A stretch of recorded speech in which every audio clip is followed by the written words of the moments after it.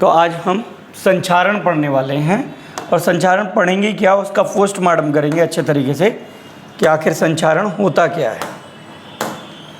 चलिए सबसे पहले जानते हैं संचारण है क्या। देखो संचारण जो क्रिया है, पहले तो अपन इसके टूल्स निकाल के रख दें। तो ये एक विद्युत रासायनिक अभिक्रिया है। कैसी अभिक्रिया है? विद्युत रासायनिक अभिक्रिया है।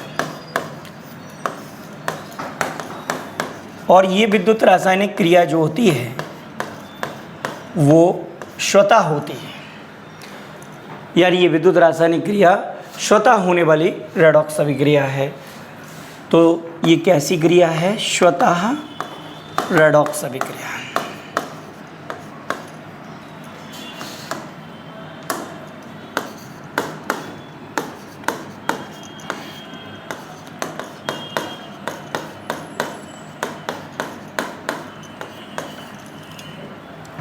जहाँ पर हमारा जो शुद्ध लोहा है, कौन है भैया? शुद्ध लोहा यानी आयरन। जनरली संचारण के लिए जो टूल्स हम जानना चाहते हैं तो उसमें सबसे पहली बात अगर किसी की करते हैं तो वो किसके बारे में बात कर रहे होते हैं? हम आयरन के बारे में, क्योंकि रस्टिंग ऑफ आयरन यानी लोहे पर जंग लगना संचारण का एक महत्वपूर्ण उदाहरण है।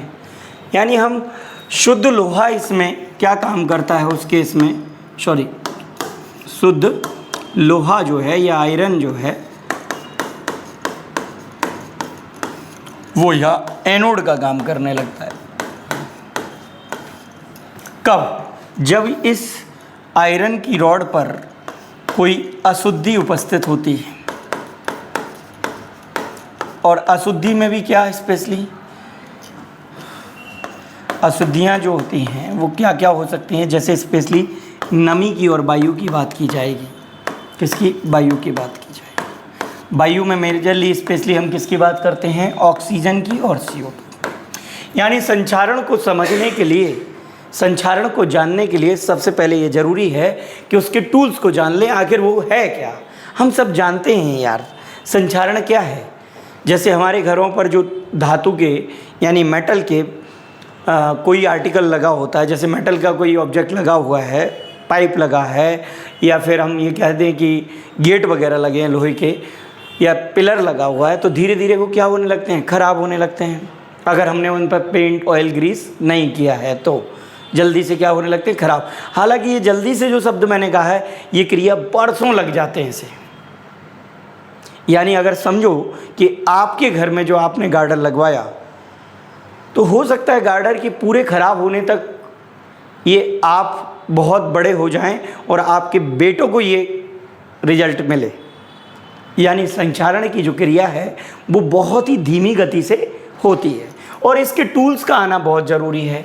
क्या होता है कि जो लोहा है ना हमारा, जैसे हमने बोल दिया कि ये आयरन का एक आर्टिकल है जो थोड़ी एक जगह पर मुड़ा हुआ है। हम मानते हैं कि ये आर्टिकल जो आयरन का है इस जगह पर मुड़ा हुआ है, और हम ये कह दें कि इस मुड़ी हुई जगह पर कोई नमी आ जाए, यानी बारिश के मौसम में इसे अपन एक्सपोज कर दें, खुला छोड़ दें लोहे के गार्डर को, तो वहाँ पर क्या आ जाएगी बेटा? नमी आ जाएगी।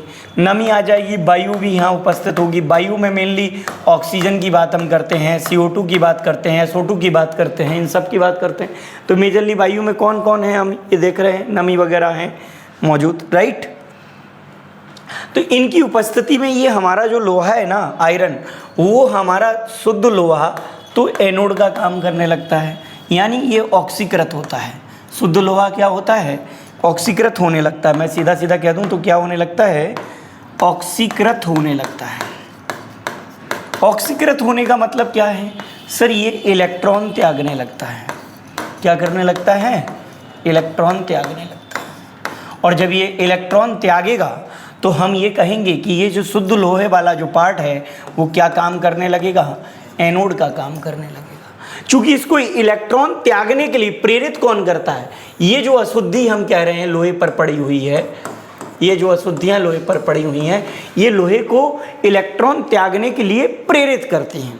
कहती हैं तुम इलेक्ट्रॉन त्यागो, हम उन इलेक्ट्रॉनों को ग्रहण करेंगे। ये समझ लें। यानी आपने जाना कि संक्षारण क्या है, एक विद्युत रासायनिक क्रिया है। कैसी विद्युत रासायनिक क्रिया?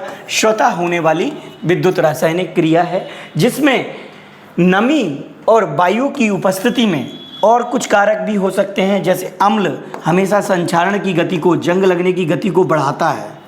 क्या करता है? जंग को बढ़ाने का काम करता है। लवण कहीं मौजूद है, मतलब नमक कहीं मौजूद है, जैसे लवणीय पानी जो होता है हमारा समुद्री जल, ठीक है, खारा पानी, ये क्या करता है? ये भी संक्षारण की गति को बढ़ाने, यानी जंग लगने की गति को बढ़ाने का कार्य करता है। तो हम सीधा सीधा ये कह सकते हैं कि वह विद्युत स्वतः होने वाली वह विद्युत रासायनिक प्रक्रिया जिसमें नमी और वायु तथा अम्ल और क्षार, अम्ल लवण जैसी अशुद्धियों की उपस्थिति में, अम्ल व लवण जैसी अशुद्धियों की उपस्थिति में शुद्ध आयरन एनोड, शुद्ध आयरन धीरे धीरे या शुद्ध धातु धीरे धीरे नष्ट होने लगता है, और धातु के नष्ट होने की प्रक्रिया क्या कहलाती है? संक्षारण कहलाती है। समझ गए? धातु के नष्ट होने की यह प्रक्रिया क्या कहलाती है? संक्षारण कहलाती है। अब जानेंगे कि संक्षारित होने का रासायनिक सिद्धांत क्या है, ये जंग कैसे लगी, इसका रासायनिक सिद्धांत है क्या। तो चलें, सबसे पहले हम जानते हैं इसका विद्युत रासायनिक सिद्धांत, या हम कह सकते हैं ये क्रिया, विद्युत रासायनिक क्रिया विधि आपकी पेपर में बहुत पूछी जाती है।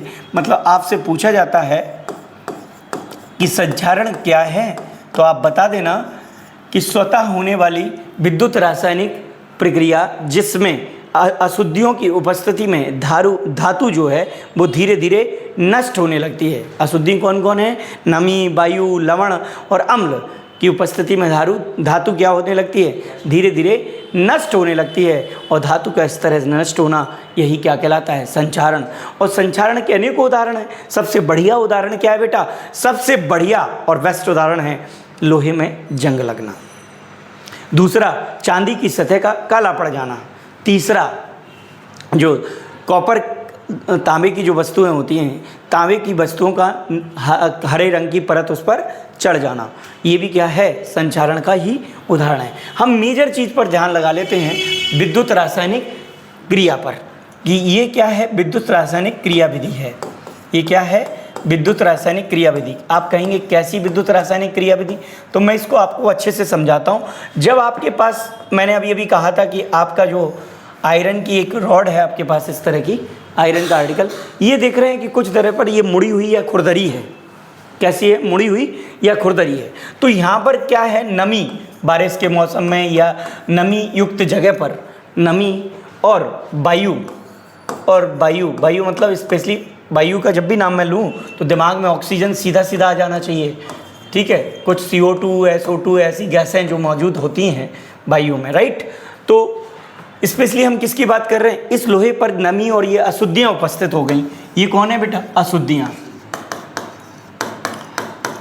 ये अशुद्धियाँ उपस्थित हो गई। ये अशुद्धियों में स्पेशली इसमें और एडिशन कर देते हैं हम, क्या? अम्ल व लवण।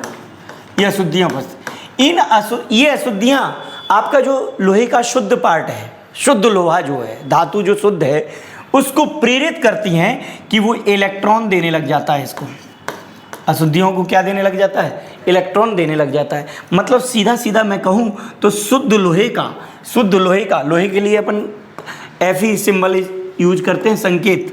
लोहे के लिए क्या संकेत यूज करते हैं? Fe।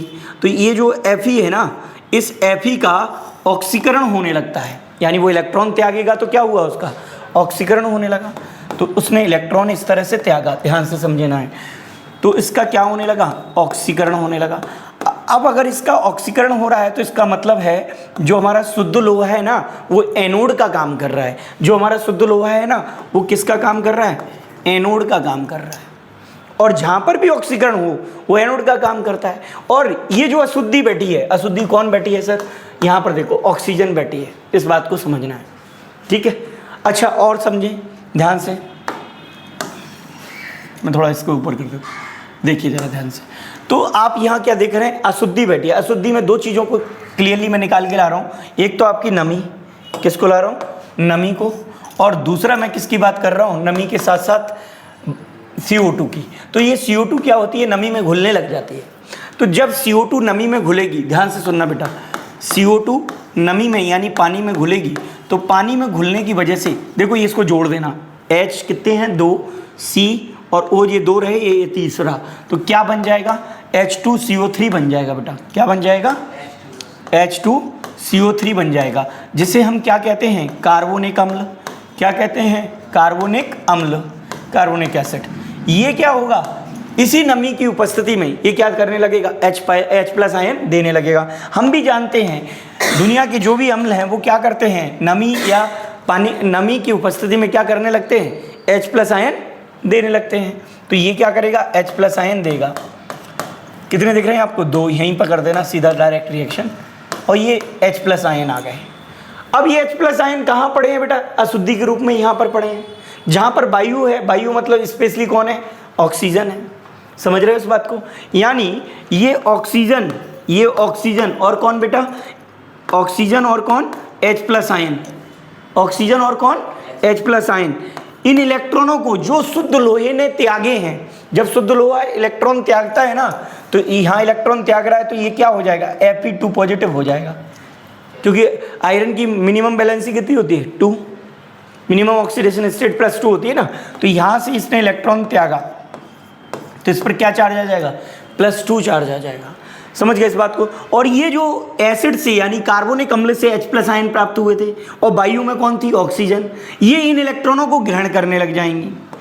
अब इलेक्ट्रॉनों को ग्रहण कर रही है तो कौन सी क्रिया होगी? ये अपचयन क्रिया होगी। तो अपचयन क्रिया के फलस्वरूप इनको ग्रहण करेंगी, यानी अशुद्धि जो है वो कैथोड का कार्य करने लगेगी। किसका काम करने लगेगी? इंग्लिश में लिख देते हैं हम लोग, कैथोड का काम करने लगी। तो एट कैथोड पर जो रिएक्शन हो रही है वो कौन सी हो रही है? अपचयन। या ये कहें कि जहाँ अपचयन क्रिया हो रही है वो वाली जगह, वो वाला स्थान, कौन सा स्थान? जहाँ पर अशुद्धि उपस्थित है, वो स्थान क्या काम कर रहा है? कैथोड का कार्य कर रहा है। अब जरा देखना ध्यान से, जब भी अपन H2O लिखते हैं, ध्यान से समझो, जब भी हम क्या लिखते हैं? H2O लिखते हैं, तो H2O में एक ऑक्सीजन के साथ कितने हाइड्रोजन होते हैं? 2। और यहाँ हमें बैलेंसिंग के थ्रू कितने हाइड्रोजन मिल रहे हैं? 2। यहाँ से मिले ना, तो यहाँ पर समझना है हमें ऑक्सीजन कितनी लेनी है? 1। तो हाफ लगा देंगे, 2 से 2 कट जाएगा, कितना बचेगा? यहाँ देखिए, अगर मैं हाफ लगा के लिखता हूँ, 2 से 2 कट जाएगा, क्या बची? ऑक्सीजन। कितनी ऑक्सीजन बची बेटा? 1। तो 1 ऑक्सीजन और 2 हाइड्रोजन, इन इलेक्ट्रॉनों को लेकर क्या किस में बदल गए? H2O में। ये है पूरी रासायनिक क्रिया, इसको समझिए आप। अब इसको ओवरऑल रिएक्शन में हम बदल देते हैं। समझिएगा, किस में बदल देते हैं बेटा? ओवरऑल रिएक्शन में। अच्छा, ये भी बता देता हूँ, ऐसा कुछ काम हुआ, देखा आपने आयरन की रॉड पर क्या हुआ? समझे ध्यान से। आयरन की रॉड पर क्या हुआ? शुद्ध लोहे ने इलेक्ट्रॉन त्यागे, मतलब शुद्ध लोहा एनोड की तरह काम किया। अशुद्धि पर इलेक्ट्रॉन, इस अशुद्धि के द्वारा, यानी अशुद्धि में कौन थे? H+ आयन और ऑक्सीजन, उनके द्वारा इलेक्ट्रॉन क्या किया गया बेटा? ग्रहण किया गया। इसका मतलब सीधा सीधा हुआ वो कैथोड का कार्य किया। तो इसका मतलब क्या हुआ? इस रॉड पर एक गैल्वेनिक सेल बन गए, छोटे छोटे। क्या बन गए? Galvanic cell. इनको हम माइक्रो गैल्वेनिक सेल भी कह सकते हैं, माइक्रो गैल्वेनिक सेल भी कह सकते हैं। यानी हमने सीधा सीधा देखा कि माइक्रो गैल्वेनिक सेल बन गए, किस पर? लोहे पर। यानी ये आयरन की रॉड, ये छोटे छोटे आयरन की सतह जो है वो छोटे छोटे माइक्रो मतलब छोटे छोटे सूक्ष्म गैल्वेनिक सेल की तरह काम करने लगी। जहाँ पर शुद्ध आयरन क्या कर रहा था? ऑक्सीकरण क्रिया के फलस्वरूप इलेक्ट्रॉन त्याग रहा था, मतलब एनोड का कार्य कर रहा था, और अशुद्धि जो है वहाँ पर इलेक्ट्रॉन ग्रहण किए जा रहे थे, यानी वो किसका कार्य कर रही थी? कैथोड का कार्य कर रही थी। समझ में आ गया? अब जरा ध्यान से समझिए, इस ओवरऑल रिएक्शन यानी नेट सेल रिएक्शन लिख लेते हैं। कुल सेल अभिक्रिया क्या हुई? तो कुल सेल अभिक्रिया हम जान लेते हैं, यानी रेडॉक्स अभिक्रिया। ये हो गई ऑक्सीकरण, ये होगा अपचयन, दोनों को जोड़ देंगे तो क्या हो जाएगा? रेडॉक्स अभिक्रिया। तो कुल सेल अभिक्रिया क्या हुई, जरा ध्यान से देखिएगा। कुल सेल अभिक्रिया में हमने देखा कि जो इलेक्ट्रॉन हैं ये कॉमन नजर आ रहे हैं, तो इनको हम क्या कर लेते हैं? कट कर लेते हैं यहाँ से, राइट। अब हमारे पास कौन बचा कि सर हमारे पास Fe यानी आयरन था, जिसने किससे? ऑक्सीजन से। किससे बेटा? ऑक्सीजन से। ध्यान से समझना है, ऑक्सीजन से प्लस H+ आयनों से रिएक्शन की, और हुआ क्या? इससे ये हुआ कि इस अम्लीय आयनों और ऑक्सीजन की उपस्थिति में आयरन हमारा ऑक्सीकृत होकर फेरस आयनों में बदल गया। किस में बदल गया? फेरस आयनों में बदल गया और साथ में ये H2। अब आप ओवरऑल रिएक्शन में देखेंगे तो हमने ये एक चीज़ पढ़ी हुई है कि आयरन का जो E0 होता है, देखो यहाँ से, यहाँ मैं एक कॉमा लगा के बताता हूँ। आयरन का जो E0 होता है वो हमें पता है कितना होता है, 0.44 इलेक्ट्रॉन वोल्ट ये होता है, राइट। और इसका जो होता है वो कितना होता है, प्लस 1.23 इलेक्ट्रॉन वोल्ट। अब आप सब जानते हैं कि एक रिएक्शन हम पढ़ते थे ई सेल, प्लीज़ इधर देखिएगा, E cell equals to E0 cathode यानी right hand side minus E0 anode. अगर इस रिएक्शन का इस्तेमाल करके हम इसको देखें, या तो आप डायरेक्ट भी जोड़ सकते हो, एनोड की वैल्यू कैथोड में जुड़ जाती है, और नहीं है तो यहाँ से देख लीजिए कैथोड कितना दिख रहा है हमें, प्लस 1.23, और आयरन कितना दिख रहा है, माइनस ये लगा दिया मैंने, और माइनस साइन में दिख रहा है 0.44। तो ये माइनस माइनस क्या हो जाएगा बेटा, प्लस हो जाएगा। जब जोड़ेंगे तो आ जाएगा 1.67 इलेक्ट्रॉन वोल्ट। तो यानी इस रिएक्शन में E0 सेल की वैल्यू कितनी आ गई आपकी, 1.67 इलेक्ट्रॉन वोल्ट। क्लियर है इतनी बात, समझ में आया। तो इस तरह से मैंने आपको बताया कि जंग जो है किस तरह से लगी। तो आपने देखा कि शुद्ध आयरन क्या काम कर गया, एनोड का, और अशुद्धि क्या काम कर गई, कैथोड का। इसका मतलब आयरन की सतह पर छोटे छोटे कई गैल्वेनिक सेल बन गए थे, जिसकी वजह से वो संचारित होने लगा। अब संचारित में हुआ क्या, ये जो Fe आयन बचे हैं ना बेटा, ये Fe आयन जो है हमारे, ये फिर से रिएक्शन कर जाते हैं किससे, वायु से